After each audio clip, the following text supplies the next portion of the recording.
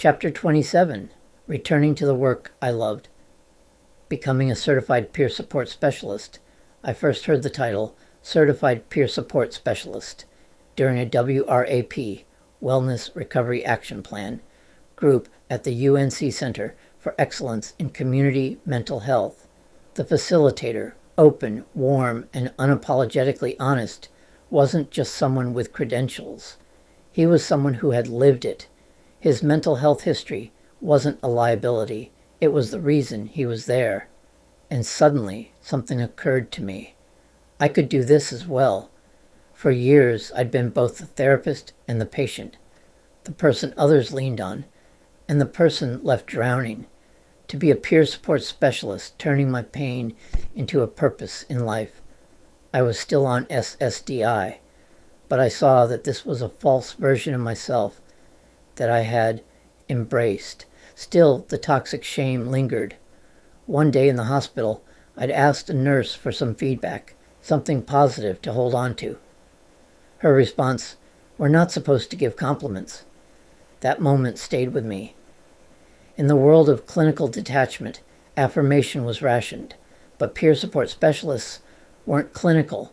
They were human. That mattered. I arranged to meet with a WRA P group facilitator outside the group.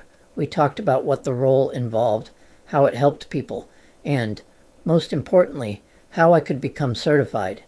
It was a quiet, steady spark, something I could hold on to, the truth about me. Around the same time, something else began to stir inside me, something less expected, but no less real. At CEF, I met someone who used they-them pronouns. Their presence challenged what I thought I knew about gender, about identity, about the invisible rules we all internalize. I didn't feel like a woman, but I had never felt like the kind of person the world expected either. Growing up, I had rejected aggression. I avoided confrontation. I didn't play tackle football because it was so not me. I rejected the boxing matches with one of my friends because I was afraid of hurting him. That softness had always felt different than the way guys are socialized. Now there was a name for it: gender, non-conforming, non-binary, something in between, something valid. I began to share some of these thoughts with Becky, the student therapist I was seeing through HomeLink. She received it with warmth and curiosity, not analysis, not judgment. For the first time, I felt like I was allowed to question what gender meant for me, without fear that it would be used to make me a target of bullies. I was also watching Law and Order SVU, as I mentioned earlier. The excuses that guys were using, along with their lawyers, were so disturbing. I don't want to get explicit, but the argument that maybe she wanted it, or just seeing how hard it was to prove cases, was shocking to me. Aspects of being a guy that was offensive to me were normalized. The pressure put on women to obey husbands and meet the needs of their husbands. It was all offensive to me. Yet there was something more about myself that I was recognizing, and I could find it everywhere. The psychology writing of Carol Gilligan about how girls feel about winning versus how guys thought about that were different. And I could remember having those thoughts that are more characteristic of girls.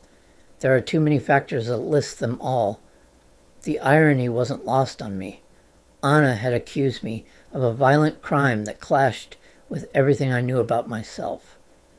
Had I been female, would the system have seen me differently? Would I still carry the label of violent felon if I'd been allowed to show up as myself? These questions weren't just theoretical. They were survival. Yet some part of me worried that someone might think that I was embracing my feminine nature, my feminine gender identity, as a ploy to win the sympathy of others. Probably most profound is when Sarah spoke about how her father was nurturing and had certain characteristics that are more characteristic of women, and she added, "But I wouldn't call him feminine." I responded, But that is not me. It would affirm something about me to think of me like one thought of women. Remembering Christine. Around this time, I had conversations with Sarah about another public moment that still lingered. Dr. Christine Blasey Ford's testimony against Brett Kavanaugh. We both believed her. I told Sarah that my sister Carrie had once asked why I didn't relate to Brett's experience of being falsely accused. The implication shook me. Did she believe that being falsely accused meant you should automatically assume all other accusations are false too? I treated many survivors like Dr. Christine. To me, it was not political at all. The kind of Supreme Court judge that we were going to get from a Republican presidency was known. Sarah was stunned by the comparison that my sister made to Brett. The contrast between Brett and me was vast.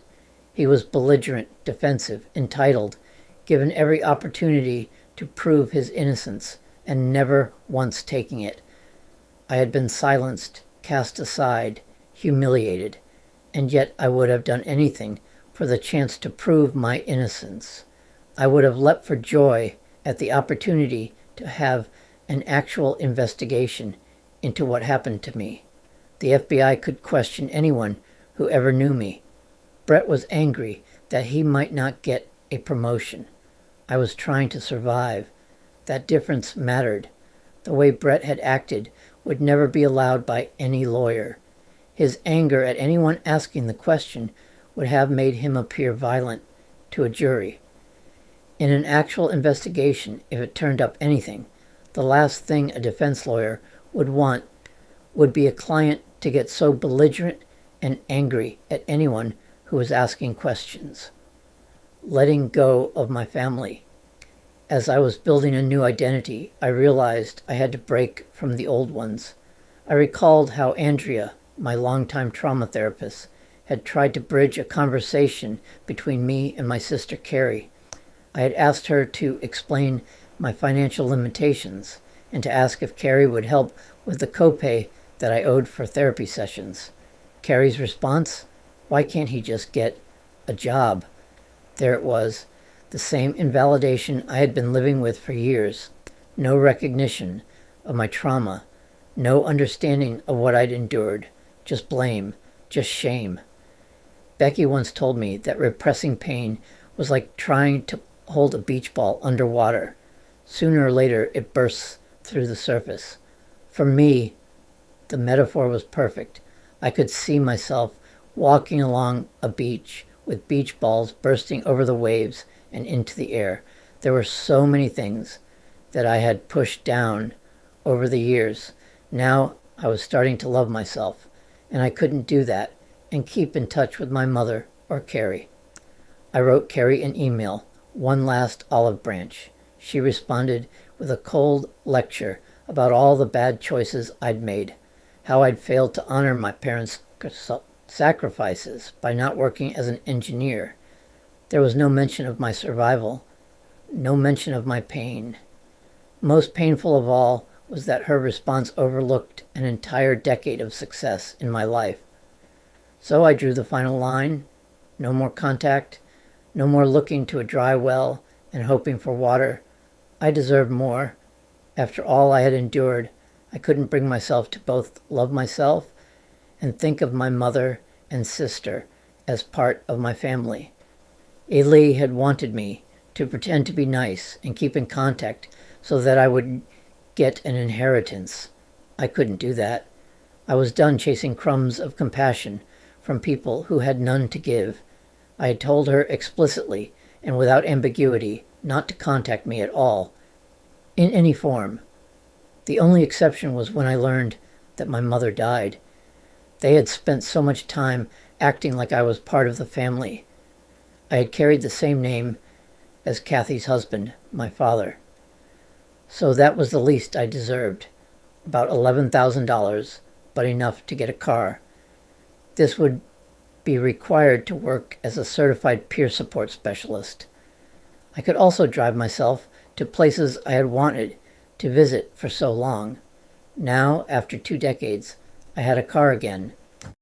Becoming certified, I reconnected fiercely with the Division of Vocational Rehabilitation Services, driven by a new goal that gave me hope: to become a certified peer support specialist. Their hesitation was palpable, their uncertainty about my criminal record casting a shadow over the process. But as we delved deeper, a revelation emerged. I wasn't isolated in this struggle.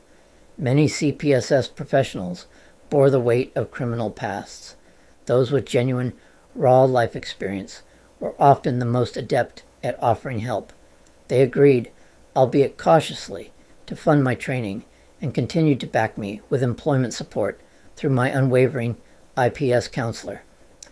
During the grueling certification journey, I encountered others whose narratives both electrified and unsettled my spirit. One man had spent half his existence behind bars for murder. Others had battled the demons of addiction. This is common for those who become CPSS professionals. One guy shared a chilling tale of surviving Munchausen syndrome by proxy, poisoned by a caretaker's twisted pursuit of sympathy. It made my skin crawl, but I understood deeply. My own family had poisoned me too, not with chemicals, but with the corrosive toxins of silence, shame, and neglect. They hammered into me the belief that I was sick, a problem, unworthy, mentally unstable, a failure. They wielded tough love like a weapon, used cruelly in the aftermath of losing my greatest love, my career, being preyed upon by a psychopath named John F., and then being harmed by Anna, another predator. These were not mere bad decisions or circumstances I could control. I turned to the man who had endured Munchausen syndrome by proxy and asked if drawing parallels to my own poisoning, verbal, emotional, psychological, would offend him. He welcomed the comparison. For me, the abuse was an emotional and psychological onslaught, and still, it had nearly annihilated me. But I remained, still clawing my way back, still transforming.